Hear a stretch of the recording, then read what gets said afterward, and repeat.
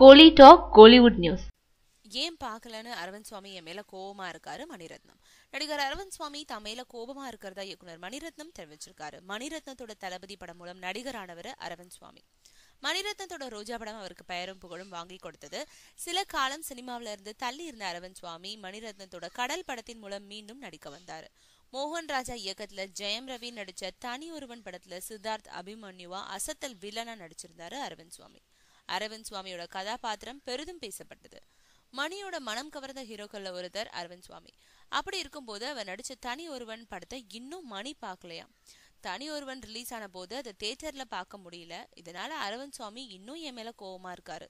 சரியான நேரம் வரும்போது விரைவில் டிவியில பார்க்கணும்னு சொல்றாரு மணிரத்னம். கார்த்தி அதித்தி ராவ் ஹைதரை வச்சு மணிரத்னம் இயக்க இருக்கும் காற்று வெளியிடை படம் வரும் 7ஆம் தேதி வெளியாகுது.